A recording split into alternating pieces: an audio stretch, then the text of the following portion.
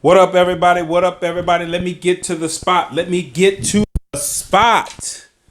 Oh, hey, everybody. This is Plan Your Greatness, and I am your gracious host, Carlton Hamilton. Let's get started with it today. We are talking about daily training camp. All right, this is the end of the year, and this happens every year. So we're going to talk about New Year's resolutions. Now, in my lifetime and in my research, I've come to understand that people start planning for the end of the year or the next year around November 1st, like right after Halloween. Now, how did I come with that assessment? Just look around.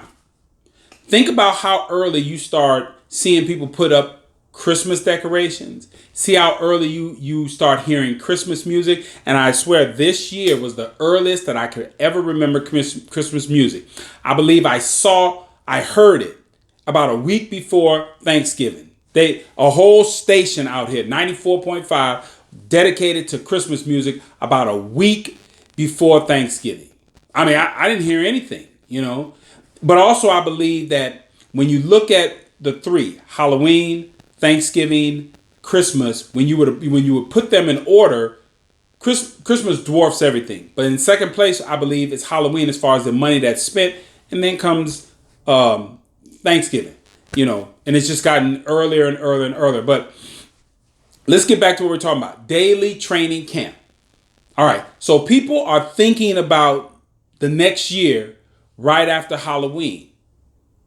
But what's interesting is that why is it that when you take these numbers and apply them to, say, fitness centers, why is it that people the memberships are spiking through the roof in the month of January? People are making these New Year's resolutions. Yeah, I'm going to lose 10 pounds, whatever goal we have. And by February, people are out of the gyms.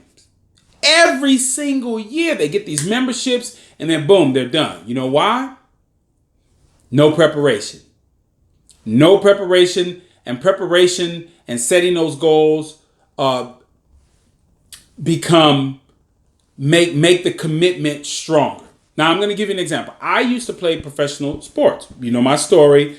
Professional baseball, left the game, injuries, depression, homelessness, incarceration. And we'll get to those connections a little bit later on. But I played professional baseball for almost a decade. And every year we had what is called spring training. Now, let's take the other major sports. You've got football and you've got basketball. Now, what is the common thread with those three sports? Is they all have some sort of preseason training, camps, games. Baseball, when I first started, you were practicing for 6 weeks. So the first 2-3 weeks, it was all conditioning, getting your arms and legs and everything and getting all the team structure down. Then the last 3 weeks of camp were all games. They wanted to see where you were. They wanted to see if you were healthy. And so then that would set the tone for the season. So you got 4 to 6 weeks of training, of games to get ready for the season. Genius. You can go back and look. All teams didn't do that. I believe the Los Angeles Dodgers were the first one to actually put together a system. But now let's look at football. Football has 3 parts. They have what is called OTAs, which are these non-mandatory camps in the spring. And then they come back in the summer and they have training camp, and then they have preseason games. They're making sure that at that OTA that the players haven't gotten themselves too far overweight. There isn't some injury that they haven't spotted that they can uncover. And then they get into the training camp, get themselves on track. They go through the plays, and then they go through the games to see what talent they have. Then they start the season. You see how much time they are spending in preparation for the season? Same thing with basketball. They have training camp, they get themselves in condition, and then they go into these games. And then after a month of playing games, then they start playing the games that count. You see what's common there? They're paying. No, everyone will say, "Oh well, they're paying these people millions of dollars." I think every company should institute some sort of program like that. Now let's parallel that to the real world. When you start a new job, what do? They take you through maybe a week or 2 weeks of training. They give you an employee manual, the rules and regulations. They give you a list of the map of the building and also where you need to go and where you need to be. They let you know who the key players are in the building, but they don't do anything as far as really live preparation. They're assuming that you're bringing live preparation from your other job. But you notice how sports don't do that.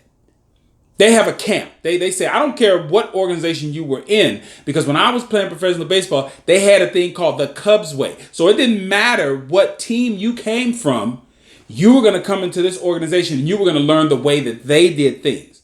So I think jobs should do the same thing. Some of them have these little retreats. I've worked for several companies in corporate America, and they would always have these little 2-3 day retreat. And I'm going to tell you what I used to do. When we would have these off-site retreats where we were at hotels and up in camps, horseback riding, man, I was trying to get me some booty. Because I used that time, I said, man, we are off-site. People are drinking on company time, on company money. Man, I was trying to get my little freako. See, that's what I use the camps for. I was trying to look around and feel who was in this company and who could I'm going to get that. Oh, I might not get that at this camp, but I'm going to get that later on. You know what I'm saying? That's what I did. All right, but I digress.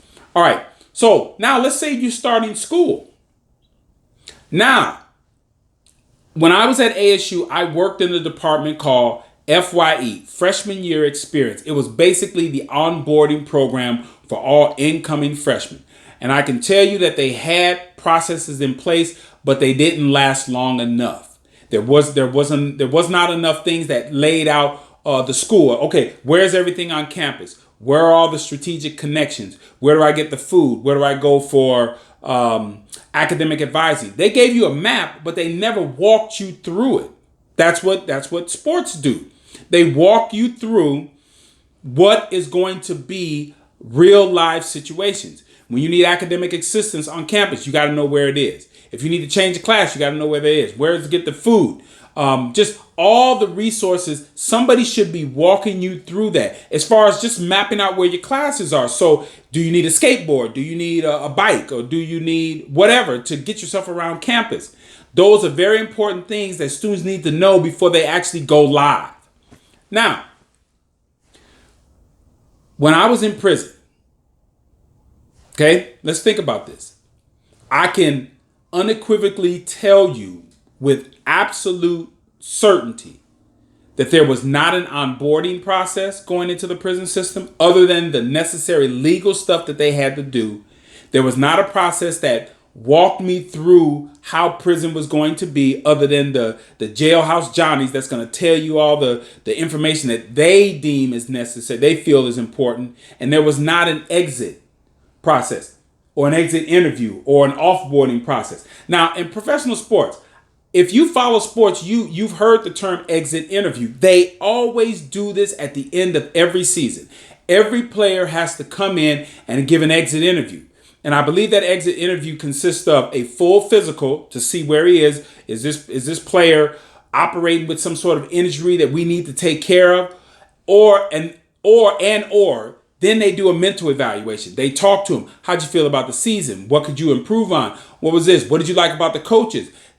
They're spending millions of dollars, and same thing. These corporate companies are spending millions of dollars, but they don't see the value in what these sports teams do.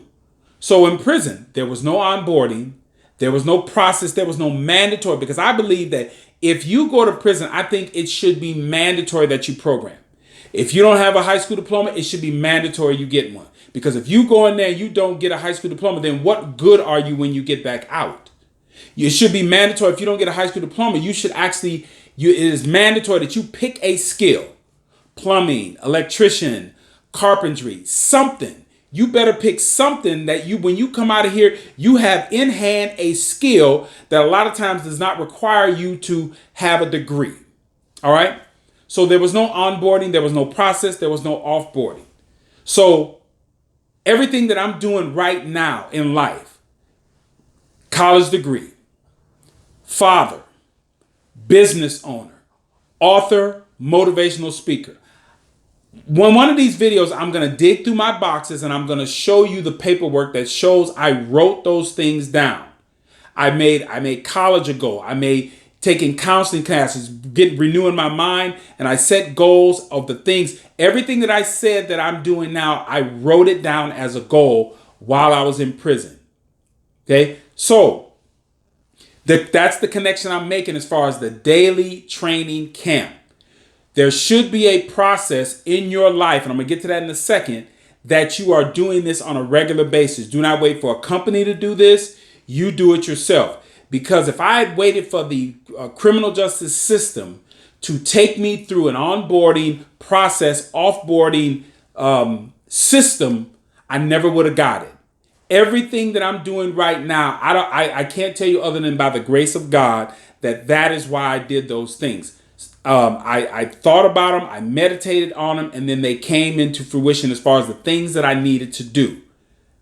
Now, this gets back to you. Your daily training camp. You should be doing this at least once a year. As you are preparing for the next year, you should be doing a process that takes as long as it does these professional teams to prepare for a season. At least 35 to 40 days. So let's think about that. New Year's gonna be here real soon.